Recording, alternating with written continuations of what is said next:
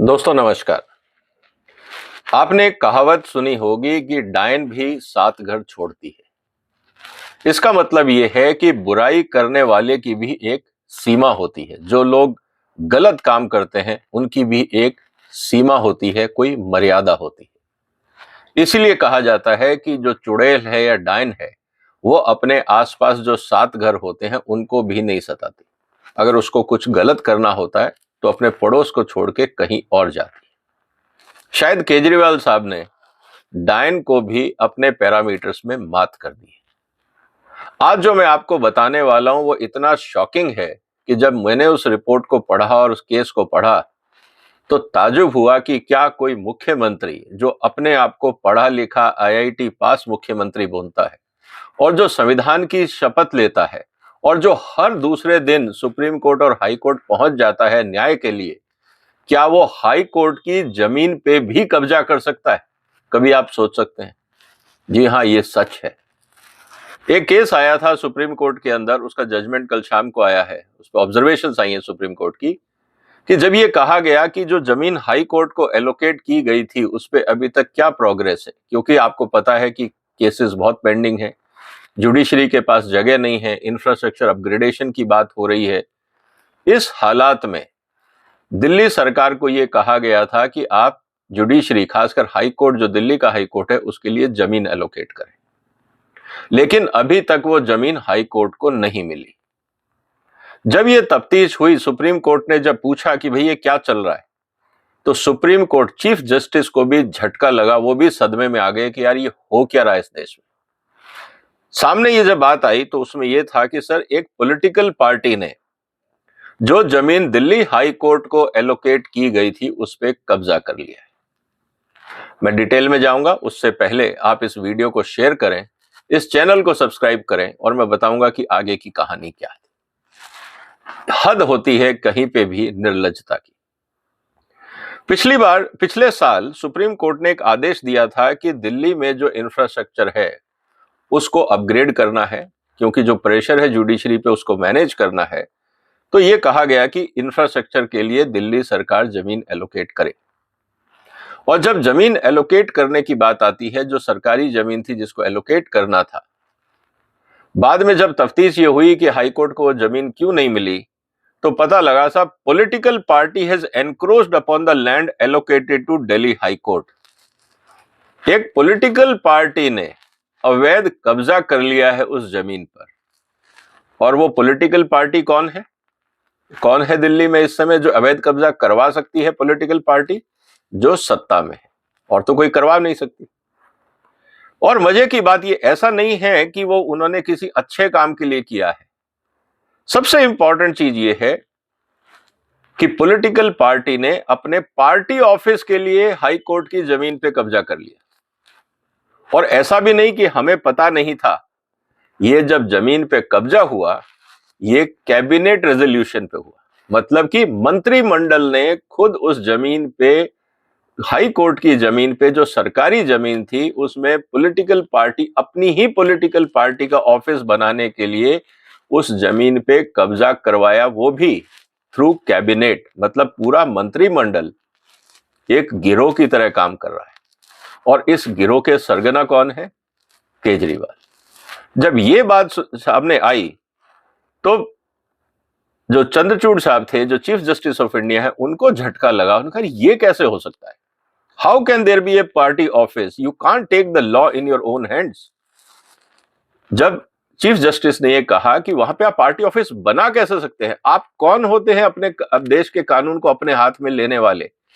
ये जब मुद्दा आया, तब डिटेल जब सामने आई तो पता लगा कि वहां पे एक पार्टी ऑफिस है जिसको कैबिनेट रेजोल्यूशन से जमीन एलोकेट की गई है।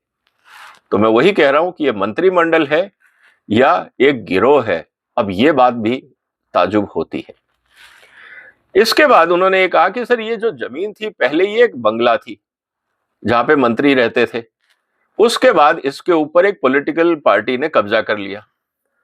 और जब उस पर कब्जा किया तो सिर्फ आप पॉलिटिकल पार्टी ने अपना ऑफिस नहीं खोला, वहां पे अपने हिसाब से स्ट्रक्चर भी चेंज कर लिया, जो भी अनऑथराइज्ड।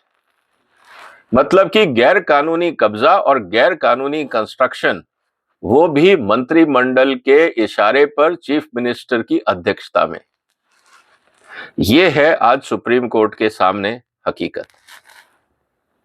इस पे सुप्रीम कोर्ट ने ये कहा, जो उनके दिल्ली की तरफ से जो वकील खड़े हुए थे उन्होंने कहा कि you better find out and tell us tomorrow when is the position being given back to high court, what is this, we are not asking Bangalore for जजेस, we are asking for public amenities, ताकि लोगों को सुविधाएं मिले। How a political party sitting tight on that, why did you allocate it to high court then, tell us when you are going to give this position to high court, this has to come to an end. अति हो गई है, अब केजरीवाल साहब कानून के हिसाब से काम करिए, बहुत ज्यादा आपने लिबर्टी ले ली है, अब आप लाइन में लग जाइए। और ये पहली बार नहीं हुआ है दोस्तों, पिछली बार भी सुप्रीम कोर्ट ने इस पे काफी नाराजगी व्यक्त की थी कि जब दिल्ली गवर्नमेंट को यह कहा था कि आप जुडिशरी के अपग्रेडेशन के लिए इंफ्रास्ट्रक्चर फंड रिलीज करिए, और दिल्ली सरकार ने नहीं किया था। और यही बात हुई थी जब आरआरटी की बात आई थी, regional road railway transport system को लेके, आरआरटीएस को लेके, कि साहब हमारे पास पैसे नहीं है। 1100 करोड़ रुपए देने थे दिल्ली को अपना शेयर, उस 1100 को केजरीवाल ने अपने पब्लिसिटी बजट में डाल के उसको खर्च दिया, अपनी पब्लिसिटी पे 1100 करोड़ रुपए खर्च दिए। इसका मतलब ना देश का इंफ्रास्ट्रक्चर बनेगा, ना जुडिशरी अपग्रेड होगी, और जुडिशरी की जमीन पे केजरीवाल अपनी पार्टी का ऑफिस बना के उस पर दादागिरी करेंगे। हालत यह है दोस्तों कि सुप्रीम कोर्ट भी सदमे में है कि छोड़िए किसी मोहल्ले की जमीन को या किसी झुग्गी की जमीन को या किसी फ्लैट को, केजरीवाल साहब ने तो हाई कोर्ट की जमीन को भी हथिया लिया। अब आप बताइए कि हाई कोर्ट और सुप्रीम कोर्ट कहां जाएंगे अगर केजरीवाल साहब सरकारी जमीन और कोर्ट की जमीन तक को हथियाने की नीयत रखते हैं। तो इससे बात क्लियर है दोस्तों कि गवर्नेंस के नाम पे अराजकता चल रही है। ये बात समझ में नहीं आती कि एक पढ़ा लिखा मुख्यमंत्री इतना डिसरिस्पेक्टफुल क्यों हो सकता है संविधान का, कोर्ट का, जनता का, कैसे हो सकता है। कहीं ये मानसिक समस्या तो नहीं है, कहीं ये साइकेट्रिक केस तो नहीं है, क्योंकि ये नॉर्मल आदमी ऐसे नहीं कर सकता। आपने कभी नहीं देखा होगा कि किसी पॉलिटिकल पार्टी ने पूरे देश में पिछले 75 साल में ऐसा कोई केस नहीं आया होगा जहां पे पॉलिटिकल पार्टी ने हाई कोर्ट की जमीन पे कब्जा कर लिया। हाँ, सरकारी जमीन पे कब्जा हो सकता है, किसी और जगह कब्जा हो सकता है, स्कूल की जमीन पे कब्जा हो सकता है, किसी एसोसिएशन की जमीन में, ऑफिस में कब्जा हो सकता है, लेकिन हाई कोर्ट की जमीन पे ही कब्जा हो जाना, और वो भी अपना पार्टी ऑफिस खोल लेना, सारी चीजें कैबिनेट में पास होना, मतलब एक भी पूरे कैबिनेट में समझदार आदमी नहीं था जो ये बता सके कि सर ये गलत काम हो रहा है। इमेजिन करिए कि वो मंत्रियों का मानसिक स्तर क्या होगा। पूरा कैबिनेट इस गैर कानूनी काम में सम्मिलित था और किसी ने आवाज नहीं उठाई कि सर ये गैर कानूनी है, हम ऐसा नहीं कर सकते। हकीकत ये है दोस्तों कि मुखिया और उसका पूरा मंत्रिमंडल किस तरह से समाज और संविधान के खिलाफ काम कर रहे हैं, इससे बड़ा एग्जाम्पल क्या हो सकता है। यहां तक कि सुप्रीम कोर्ट भी सदमे में। आपका क्या कहना है दोस्तों इस मुद्दे पर? अगर केजरीवाल को दिल्ली की पुलिस दे दी जाए और देश का अगर प्रधानमंत्री गलती से बना दिया जाए तो इस देश में क्या होगा? हम पंजाब में जो अराजकता चल रही है वो देख रहे हैं। पंजाब में अपने जो समर्थक किसान नेता हैं उनको भड़काकर दिल्ली का घेराव इसलिए करवाया जा रहा है ताकि इनकी जो पेशी होनी है कोर्ट में और उसके बाद जो अरेस्ट होना है, ताकि कोर्ट और सरकार डर जाए। ये आदमी अपने स्वार्थ के लिए किसी भी लेवल तक जा सकता है। ना संविधान, ना समाज, ना संस्कार, किसी का परवाह नहीं। आप अपने विचार कमेंट बॉक्स में लिख सकते हैं, इस वीडियो को शेयर कर सकते हैं। फिर मुलाकात होगी एक और महत्वपूर्ण मुद्दे के साथ। अपना ध्यान रखिएगा। तब तक वंदे मातरम।